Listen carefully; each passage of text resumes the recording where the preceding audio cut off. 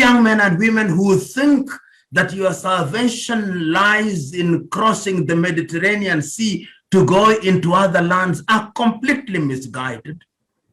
Does it ever concern you, young men and women? There are some of your kith and kin are crossing the Mediterranean Sea, and some are going to the Arab world. Young Chinese are coming into the continent.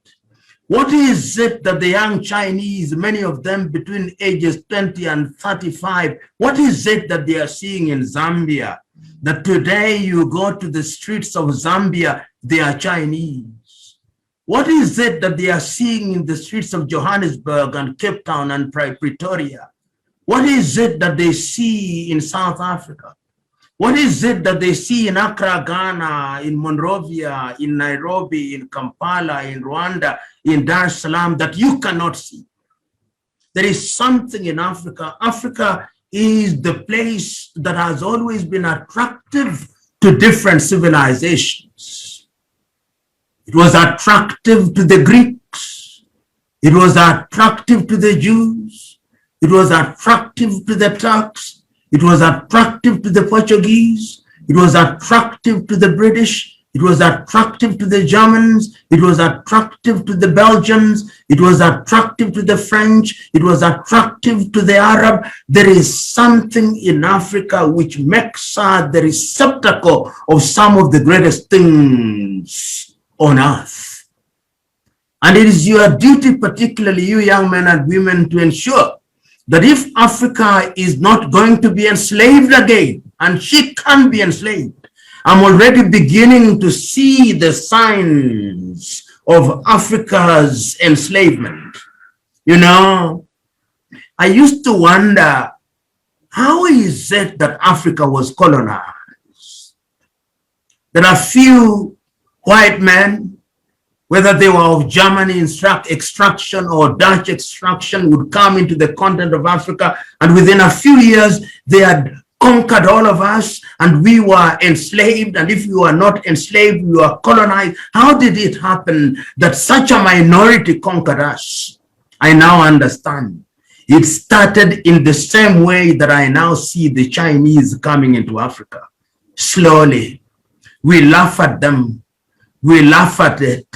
But in 50 years from today, we'll not be laughing at it. You even today see images of some of the pain these are visiting upon our young people. If it is not in Kampala, it's Nairobi. And if it is not in Nairobi, it's in Senegal.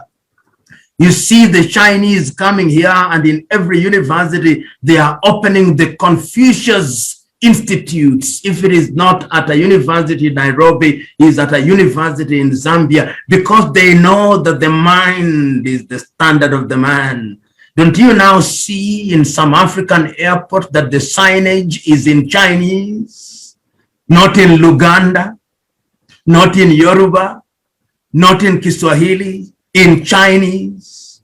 These are some of the early signs that once again, if we are not careful, we are going to be mentally captured.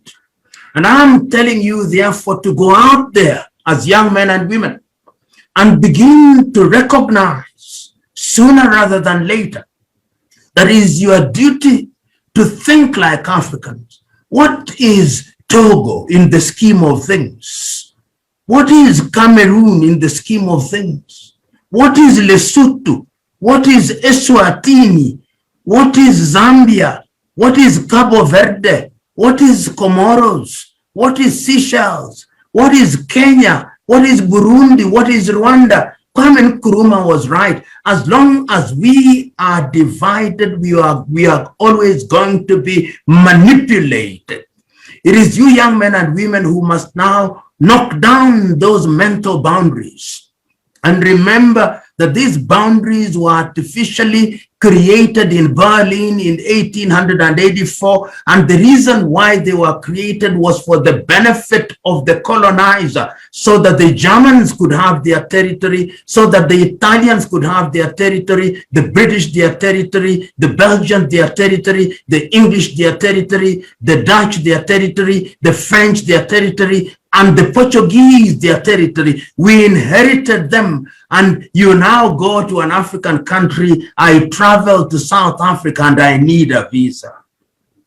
I travel to Namibia and I need a visa, and a young girl or a young boy at the airport asks me, what have you come to do in Windhoek?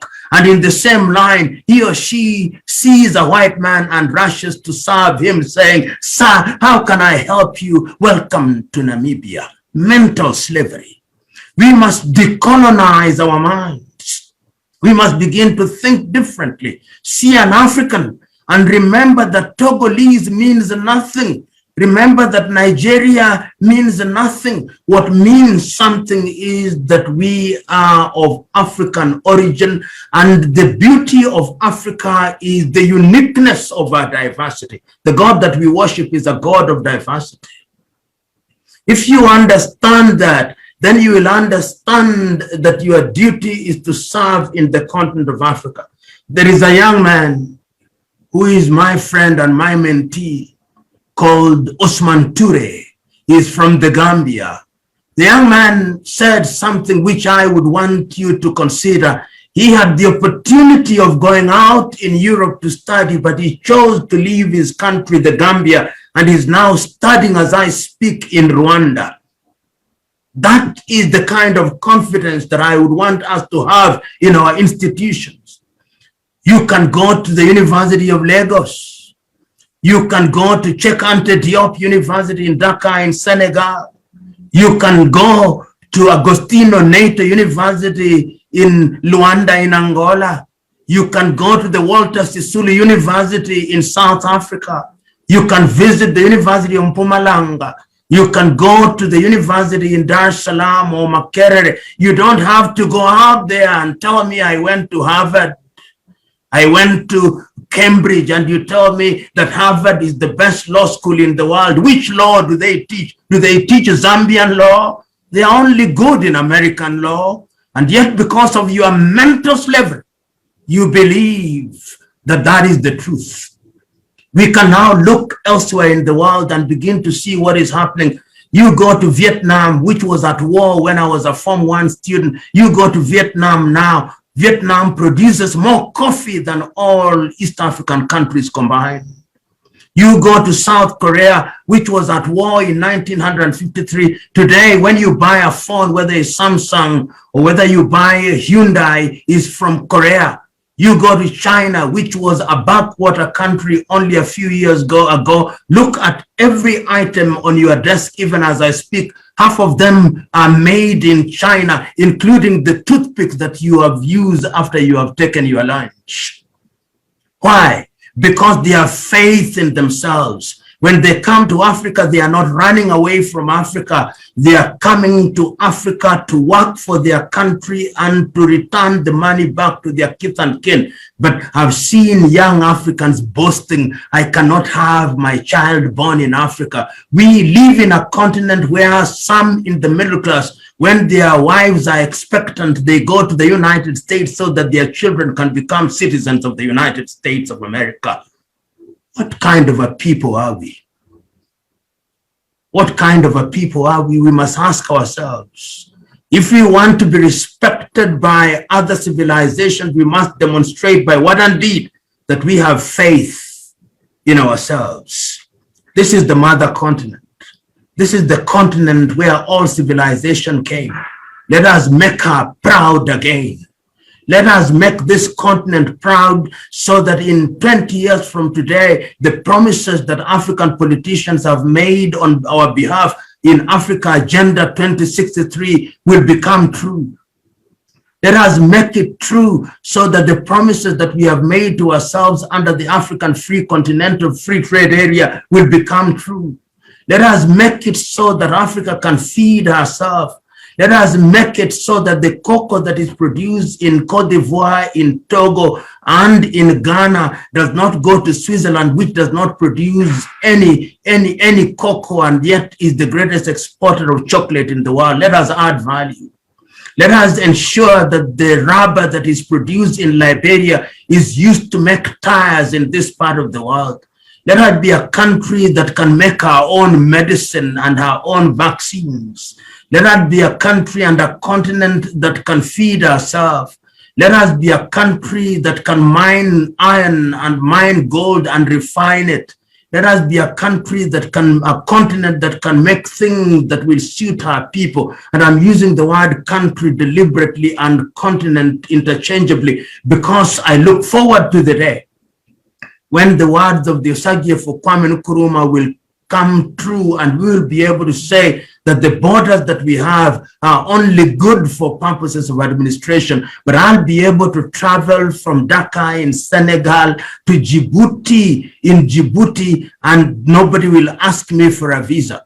That I'll be able to have one currency. Today, Africa has no less than 33 currencies, none of which is considered as hard currency. You who are in West Africa, if you move from Ghana, you fly for 1 hour, you are using a cedi, you go into Nigeria, you are using a naira, you go to Togo, you are using CFA franc.